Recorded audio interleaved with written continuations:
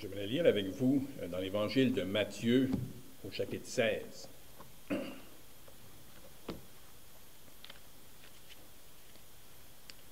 Matthieu au chapitre 16, et nous allons lire à partir du verset 1.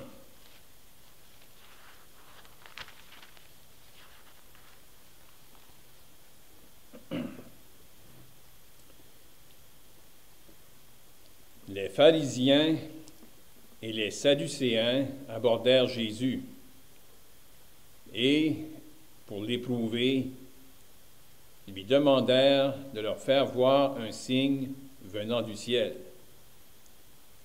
Jésus leur répondit, « Le soir, vous dites, il fera beau, car le ciel est d'un rouge, et le matin, il y aura de l'orage aujourd'hui, car le ciel est d'un rouge sombre. Vous savez discerner l'aspect du ciel, et vous ne pouvez discerner les signes des temps. Une génération méchante et adultère demande un miracle. Il ne lui sera donné d'autre miracle que celui de Jonas. » On pourrait maintenant aller au verset 13, toujours du chapitre 16. Jésus étant arrivé dans le territoire de Césarée de Philippe, demanda à ses disciples, « Qui suis-je au dire des hommes? Moi, le Fils de l'homme. » Ils répondirent, « Les uns disent que tu es Jean-Baptiste, les autres, Élie, les autres, Jérémie ou l'un des prophètes. Et vous, leur dit-il, qui dites-vous que je suis? » Simon-Pierre répondit, « Tu es le Christ, le Fils du Dieu vivant. » Jésus, reprenant la parole, lui dit, « Tu es heureux, Simon, fils de Jonas, car ce ne sont pas la chair et le sang qui t'ont révélé cela, mais c'est mon Père qui est dans les cieux. Et moi, je te dis que tu es Pierre, et que sur ce roc, je bâtirai mon Église, et que les portes du séjour des morts ne prévaudront point contre elle. Je te donnerai les clés du royaume des cieux. Ce que tu lieras sur la terre sera lié dans les cieux, et ce que tu délieras sur la terre sera délié dans les cieux. » Alors il recommanda aux disciples de ne dire à personne qu'il était le Christ. Dès lors, Jésus commença à faire connaître à ses disciples qu'il fallait qu'il aille à Jérusalem, qu'il souffre beaucoup de la part des anciens, des principaux sacrificateurs et des scribes, qu'il soit mis à mort et qu'il ressuscite le troisième jour. Pierre, l'ayant pris à part, se mit à le reprendre et dit, « À Dieu ne plaise, Seigneur, cela ne t'arrivera pas. » Mais Jésus, se retournant, dit à Pierre, « Arrière de moi, Satan. Tu mets en scandale, car tes pensées ne sont pas les pensées de Dieu, mais celles des hommes. » Alors Jésus dit à ses disciples, « Si quelqu'un veut venir après moi, qu'il renonce à lui-même, qu'il se charge de sa croix et qu'il me suive.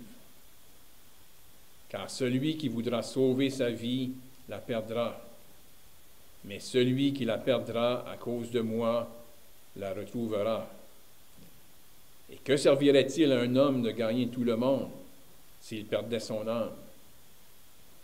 Ou que donnerait un homme en échange de son âme? Car le Fils de l'homme doit venir dans la gloire de son Père avec ses anges, et alors il rendra à chacun selon ses œuvres. Je vous le dis en vérité, quelques-uns de ceux qui sont ici ne mourront point, qu'ils n'aient vu le Fils de l'homme venir dans son règne. Au chapitre 17, maintenant, au verset 1, 6 jours après, Jésus prit avec lui Pierre, Jacques et Jean, son frère, et il les conduisit à l'écart sur une haute montagne. Il fut transfiguré devant eux. Son visage resplendit comme le soleil, et ses vêtements devinrent blancs comme la lumière. Et voici, Moïse et Élie leur apparurent, s'entretenant avec lui. Pierre, prenant la parole, dit à Jésus, « Seigneur, il est bon que nous soyons ici. Si tu le veux, je dresserai ici 3 tentes, une pour toi, une pour Moïse et une pour Élie. » Comme il parlait encore, une nuée lumineuse les couvrit. Et voici, une voix fit entendre de la nuée ces paroles. « Celui-ci est mon Fils bien-aimé, en qui j'ai mis toute mon affection. Écoutez-le. » Lorsqu'ils entendirent cette voix, les disciples tombèrent sur leurs faces et furent saisis d'une grande frayeur. Mais Jésus, s'approchant, les toucha et dit, « Levez-vous, n'ayez pas peur. » Ils levèrent les yeux et ne virent que Jésus seul. Dieu va bénir la lecture de ces Saintes Écritures avec ce qu'on a aussi entendu ce matin. Dans les choses qu'on va partager avec vous, il y a un certain lien même avec ce qu'on vient de chanter. Le cantique qu'on a chanté fait référence à un jour futur où on va être avec le Seigneur, mais un temps présent où il y a le péché, les travaux et la souffrance. En lisant dernièrement dans l'Évangile de Matthieu et cette portion ici, j'ai trouvé ça vraiment intéressant. On voit des choses, ici c'est sûr que ce n'est pas développé pleinement, mais on voit un peu, pour moi du moins, si on regarde le chapitre 16, chapitre 17, la portion qu'on a lue, un peu un portrait de ça qui allait commencer au temps du Seigneur, puis ça va nous amener jusque dans la gloire. Et dans les passages qu'on a lus, on aimerait, premièrement, regarder brièvement le début du chapitre 16, en ce qui concerne les signes des temps. On sait ici, le Seigneur Jésus s'adressait à des Juifs. On lit le verset 1, les pharisiens et les sadducéens, 2 groupes qui avaient des pensées un peu différentes. Il y avait peut-être certains points communs, mais des pensées un peu différentes aussi. On peut dire que ces gens-là étaient les représentants de la nation juive. Ils viennent au Seigneur et ils l'ont fait auparavant. Ils cherchaient toujours à prendre le Seigneur en piège, ils lui posaient des questions. Là, ici, ils vont demander un signe. Comme si là, ils ont besoin de quelque chose, un signe venant du ciel. Et le Seigneur va leur répondre, puis il va les blâmer, un peu les accuser qu'eux ne savaient pas discerner les signes des temps. Puis j'aime à relier ce passage-là avec lorsque le Seigneur va se lamenter, va pleurer sur Jérusalem, et qui va conclure ces quelques paroles en disant « Vous n'avez pas connu le temps où vous avez été visités. » Il y avait un temps marqué par Dieu, que ceux qui, on sait, au début, lorsque le Seigneur est né, il y a quelques-uns qui attendaient le Messie. Quelques-uns qui attendaient le royaume. Puis eux, ils sont venus et ils ont vu un jeune enfant, mais ils l'ont reconnu. C'est le Messie. C'est celui qui avait été annoncé. Puis, jusqu'à ce moment ici, le Seigneur travaillait avec Israël Et c'était certainement son désir de voir les gens se repentir. Et comme on a entendu ce matin, que ces gens-là auraient connu le pardon. Ils étaient des pécheurs devant Dieu, mais ils ne le reconnaissaient pas. Ils avaient besoin d'un sauveur, mais pour eux, ils avaient besoin d'un libérateur qui allait les délivrer de leur ennemi. Oui, ils étaient sous l'oppression des Romains, mais ces gens-là étaient des pécheurs, puis ils avaient besoin d'un sauveur, d'un pardon. Et là, ici, le Seigneur, il va jeter un blâme sur eux en disant, vous pouvez discerner l'aspect du ciel, mais vous ne savez pas discerner les signes des temps. Ces gens-là, s'ils avaient été honnêtes devant Dieu, puis se seraient humiliés devant Dieu, Dieu leur aurait parlé, puis ils auraient pu saisir. On est dans cette période ici, marquée par Dieu, où le Messie allait venir. Celui qui allait venir pour pardonner les péchés. Et là, qu'est-ce qui va se passer? Comme je dis ici, on n'a pas tout, mais on le voit en partie, parce que là, ces gens-là, ils ne reconnaissaient pas le Messie. Et aussi, on peut le lier avec ça. Ailleurs, lorsqu'on lit que le Seigneur est venu chez les siens, et les siens ne l'ont point reçu. Le Seigneur était, comme on a entendu même ce matin, le Seigneur a été méprisé.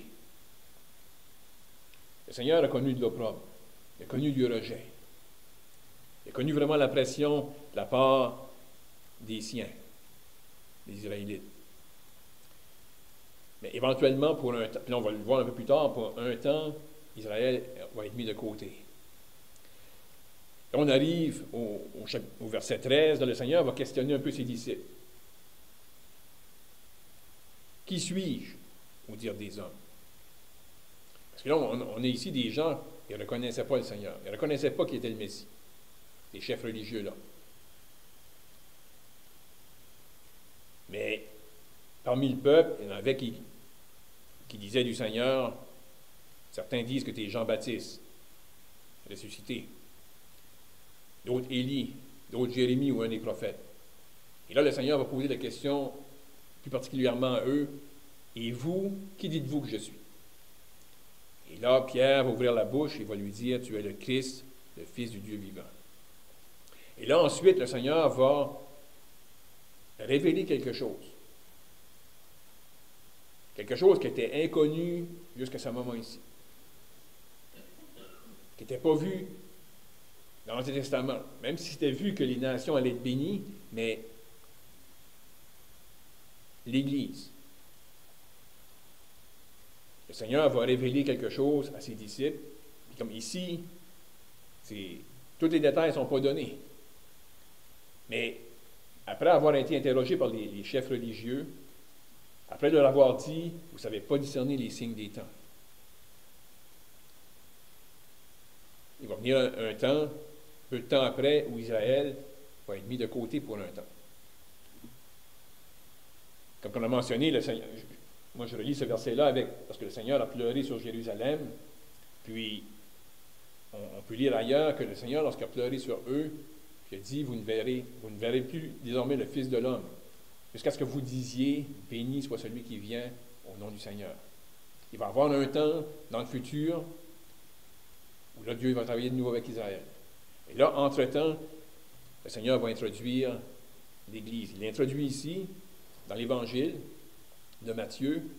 C'est vraiment, on pourrait dire, embryonnaire. Il n'y a pas tous les détails. Mais le Seigneur, quand même, déclare d'une manière claire qu'il va faire quelque chose. Il va bâtir son Église.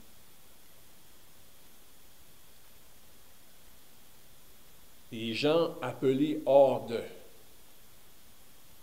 Des gens qui vont être appelés par le travail de Dieu, le travail du Saint-Esprit.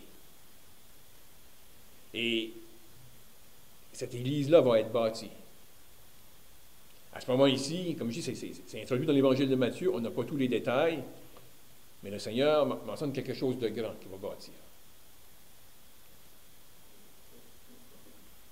Il dit, concernant cette Église-là, les portes du séjour des morts ne prévaudront point contre elle.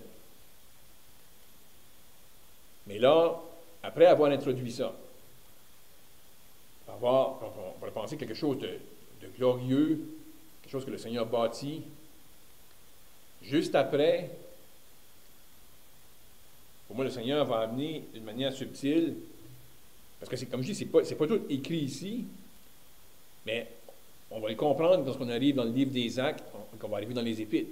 Mais après que le Seigneur dit qu'il va bâtir son Église, juste après, là, il dit, dès lors, Jésus commença à faire connaître à ses disciples qu'il fallait qu'il aille à Jérusalem, qu'il souffre beaucoup de la part des anciens, puis éventuellement qu'il soit mis à mort. Ce n'est pas écrit directement ici. Mais pour que l'Église puisse exister, pour que le Seigneur puisse bâtir son Église, cette Église-là allait être bâtie, allait être formée avec des pécheurs, qu'elle allait être pardonnée. Elle allait être formée avec des gens qui ont reçu le pardon de leurs péchés. Et pour que cela soit possible, il fallait que le Seigneur aille à la croix. Donc ici, sans donner tous les détails, le Seigneur annonce un peu d'avance qu'est-ce qui va prendre place. Comme j'ai dit, qu'il va se développer par la suite, mais que nous, on peut apprécier. Pour un temps, Israël est mis de côté. Mais Israël n'a pas été rejeté complètement. Ça, il faut le comprendre. Je sais bien qu'on le comprend. Il y a des gens dans le monde qui disent que non, c'est fini avec Israël.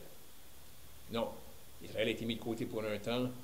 Là, présentement, le Seigneur bâtit son Église. Et le Seigneur bâtit son Église sur la base de ce qu'il a accompli à la croix. Après avoir mentionné ça, qu'il allait bâtir quelque chose, à ce point-ci, les disciples ne comprenaient pas. C'est évident, parce que lorsque le Seigneur va dire ça, la même personne qui a dit « Tu es le Christ, le Fils du Dieu vivant », cette même personne-là va dire « À Dieu ne plaise, ça ne t'arrivera pas ». Pierre avait pourtant reconnu la personne du Seigneur Jésus comme le Christ, le Fils du Dieu vivant. Et là, lorsqu'il entend, il va être rejeté. À la limite, ça pouvait être... Possiblement qu'elle a peut-être pu le reconnaître, mais elle a eu de la misère à comprendre quand même. Mais là, qu'elle est méprisée et rejetée par les scribes, les sacrificateurs, parce qu'ils voyaient déjà cette opposition-là, Pierre aussi. Il était près du Seigneur, il voyait comment eux le voyaient, mais là, qu'il soit mis à mort, c'était pas compréhensible. Mais après la résurrection, là, ça avait tout son sens. Pourquoi le Seigneur Jésus était allé à la croix? Dans les plans de Dieu, pour que le salut soit possible, pour que le pardon des péchés soit possible, le Seigneur Jésus devait aller à la croix. Pour pouvoir procurer un salut éternel, pour pouvoir racheter ces personnes-là qui étaient dans leur péché. Et faire d'eux des pierres qui allaient former l'Église. L'Église que le Seigneur allait bâtir. Mais non seulement ça, le Seigneur annonce, il révèle l'Église, il révèle qu'est-ce qui va être nécessaire pour que l'Église prenne existence, sa mort à la croix, sa résurrection. Et là ensuite, il va amener une portion pour nous donner un petit peu de détails, une petite vision. Qu'est-ce que ces gens-là qui vont faire partie de l'Église vont connaître?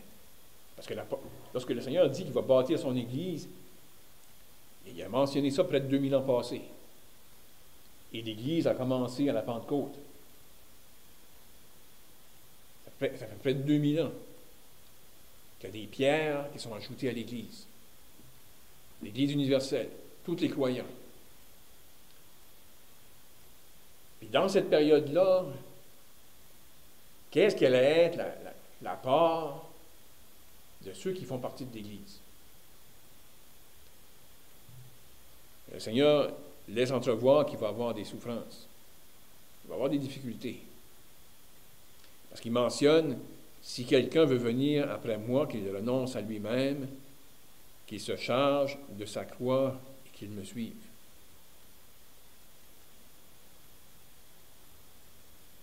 Un autre évangile nous mentionne qu'il se charge chaque jour de sa croix. Parce que chaque jour va avoir son lot de souffrance. Chaque jour va avoir des nouvelles conditions, des nouvelles choses qui vont prendre place dans la journée, dans la vie. Des choses qu'on n'aurait peut-être pas pu penser qui vont nous arriver demain. Puis le Seigneur, il savait d'avance ceux qui vont faire partie de l'Église, ceux que je vais avoir achetés. Ils vont connaître, dans une mesure, le rejet que moi j'ai connu. Ils vont connaître dans une mesure l'opprobre. Ils vont connaître la persécution.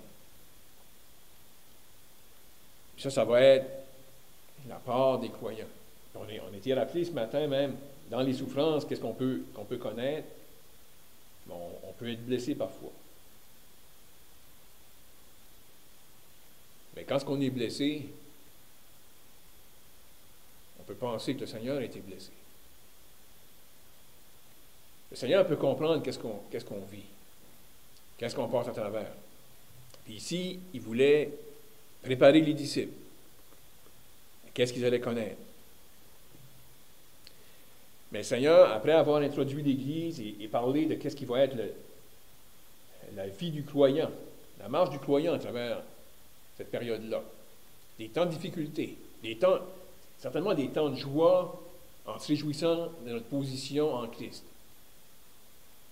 Puis des temps de joie aussi, pas seulement de notre position en Christ, mais des temps de joie en partageant avec des frères et sœurs des choses qui sont précieuses pour nous.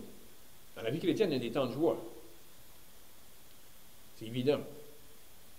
Mais le Seigneur a aussi mis en garde les siens qu'il allait avoir des temps de difficulté. Puis, il utilise l'expression qui se charge de sa croix. Et là, le Seigneur va nous amener plus loin. Il va permettre ici, comme je dis, on n'a pas tous les détails, mais il va amener certaines choses pour nous faire entrevoir qu'est-ce qui va prendre place dans le futur. Puis ici, après avoir dit à ses disciples, justement, qu'ils allaient connaître les difficultés, connaître la souffrance, ils sont exhortés à se charger de leur croix. Le Seigneur va dire, je vous le dis, en vérité, quelques-uns de ceux qui sont ici ne mourront point qu'ils n'aient vu le Fils de l'homme venir dans son règne. Si on se met dans le contexte, au moment où le Seigneur disait ces paroles-là,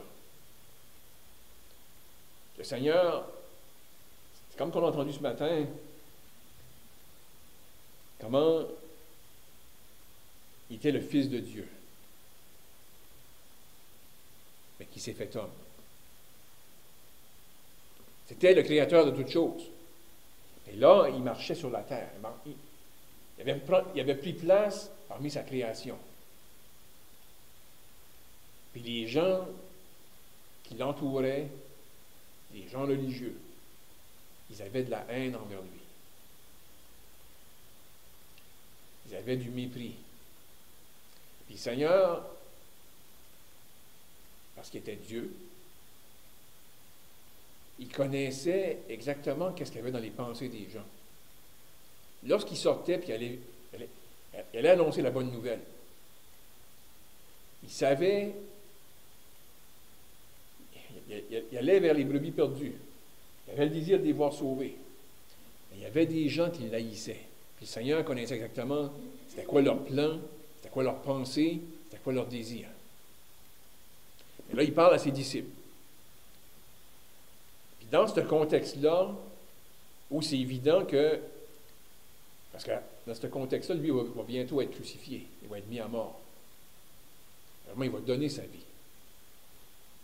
Volontairement, il va donner sa vie. Volontairement, il va la reprendre. Il va se livrer entre les mains des pécheurs. Et là, dans ce contexte-là, il ne manque pas de dire à ses disciples,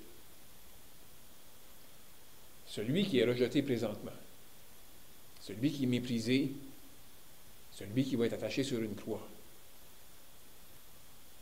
un jour, il va régner. Il va revenir, établir son règne. Puis il va donner un petit aperçu pour encourager. Encourager ceux qui vont être témoins de la crucifixion. Ceux qui vont être témoins de la haine et de l'acharnement de ces hommes religieux-là envers les croyants. Envers la personne du Seigneur Jésus, mais ensuite envers les croyants. Puis là, il va leur donner un avant-goût, juste pour les rassurer que ce qui était annoncé par les prophètes et ce que lui avait aussi annoncé, ça va s'accomplir. Et nous, on peut regarder ça aujourd'hui puis s'encourager. Ça s'en vient. On vient de chanter, bientôt Jésus va nous prendre. Il va venir un temps où les souffrances vont être terminées. C'est pas encore fini. On est encore dedans. Mais bientôt, ça va être terminé. Et là, après avoir dit ça à ses disciples, qu'il y en a quelques-uns qui ne mourraient pas, ils n'ont peut-être pas saisi à ce moment-là, même lorsqu'il a dit les paroles. Parce que peut-être qu'il y en avait qui pensaient, il y en a nous autres qui vont mourir, et là, le Seigneur, il y en a qui vont avoir la chance de voir le règne prendre place. Mais non, il va les amener sur une montagne. Ça va être comme un avant-goût. C'est juste, on pourrait dire, une petite fenêtre qui s'ouvre pour que les disciples soient saisis de cette réalité-là. Parce que, il ne faut pas oublier que les disciples, puis ça va aussi avec ce que Pierre disait, lorsqu'il dit, pour Pierre, que ce n'était pas comprenable que le Seigneur allait mourir, parce que, dans l'Ancien Testament, on parle d'une même personne, mais qui vient dans deux temps différents. Un temps qui vient et qui va souffrir, mais cette même personne-là va revenir un autre temps et va régner. Et là, ils vont monter ensemble sur la montagne. Et là, ils vont voir le Seigneur transfiguré. Puis, c'est une scène qui n'a pas été enlevée du cœur de Pierre. Lorsqu'il va écrire ses épîtres, il se rappelle de ce moment-là. Tu sais, c'est comme notre frère vient de mentionner ce matin, comment il peut reculer et se rappeler de ce moment-là où il a connu le pardon. Et Pierre avait connu le Seigneur Jésus comme son sauveur. Et là, il a vu quelque chose sur la montagne qui l'a saisi aussi. Puis il avait besoin d'être saisi de cette vérité-là. Le Seigneur, oui, va souffrir pour un temps. Mais il va revenir pour régner. Et là, ils ont vu le Seigneur transfiguré, ils ont vu Moïse et Élie qui ont apparu là. On peut peut-être faire une application, mais c'est intéressant de voir que sur la montagne, il y avait le Seigneur, il y avait des disciples, des gens qui faisaient partie de l'Église, et on a Moïse, Élie, le prophète, qui sont associés à l'Ancienne Alliance, et là, ils sont tous là sur la montagne. Ça laisse entrevoir, moi, je pense qu'on peut faire une application puis le voir là, une mesure d'un jour futur. Parce que Christ va revenir pour établir son règne. L'Église va être avec Christ. Et Israël va être là aussi. Et on n'a pas les détails dans cette portion ici, mais dans un autre évangile, dans l'évangile de Luc, ça mentionne que, ici, ça nous dit que Moïse et Élie s'entretenaient avec lui, avec le Seigneur. On peut s'imaginer la scène. Lorsqu'on est arrêté là, on voit le Seigneur, donc, on voit Moïse, on voit Élie, deux personnages connus, deux grands hommes dans l'Ancien Testament. Ils sont en train de s'entretenir avec le Seigneur. Luc ajoute ce petit détail-là. Puis, vraiment, c'est un frère qui avait sorti ce point-là longtemps passé, enfin, qui nous a fait voir ce qui était écrit là. Dans Luc, ça mentionne que le Seigneur s'entretenait avec Élie et Moïse concernant son départ qu'il allait accomplir à Jérusalem. Et le mot départ, c'est le mot exode. Le Seigneur est en train de s'entretenir avec Moïse puis Élie de qu'est-ce qui allait prendre place à Jérusalem. Son départ. Son départ, mais ça dit qu'est-ce qu'elle allait accomplir. avant que le Seigneur parte pour aller dans la présence du Père, il y a quelque chose qui allait être accompli à Jérusalem, qui allait être nécessaire pour que l'Église puisse exister et pour qu'un jour, un reste d'Israël puisse rentrer dans le royaume.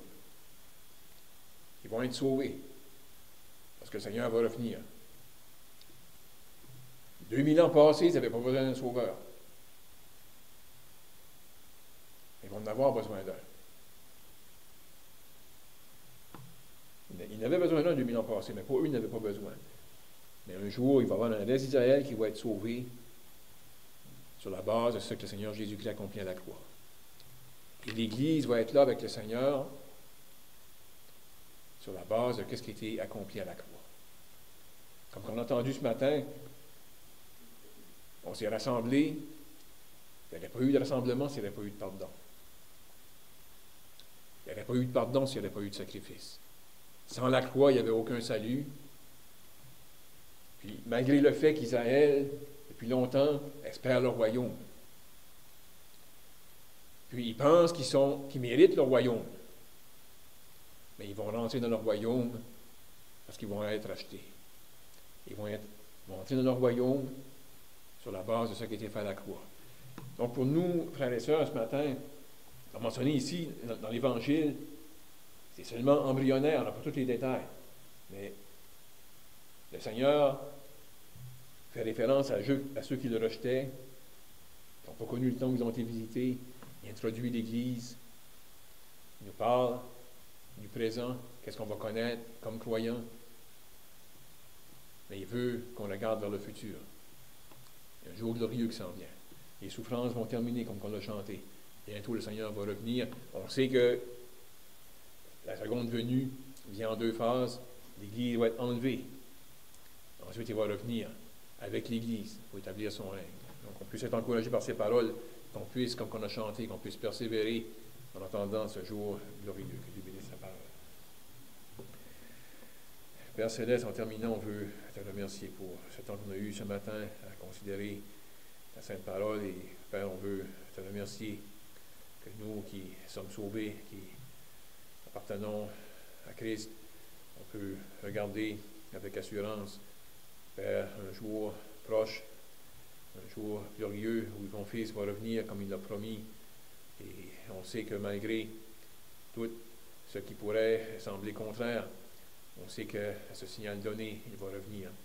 Et ça va être un jour de triomphe, un jour où là aussi va se manifester de manière claire la victoire qu'il a eue à la croix, le grand prix qu'il a payé pour pouvoir racheter les pécheurs, où tous ceux qui sont morts en Christ vont revenir à la vie, et tous ceux qui seront vivants seront transformés, et ensemble, on va aller à sa rencontre sur les nuées. Jusqu'à ce moment, Père, aide-nous à continuer à persévérer, et Père, aide-nous à continuer aussi à mettre en pratique ce qu'on a entendu ce matin de la part de notre frère. On te prie au nom du Seigneur Jésus-Christ. Amen.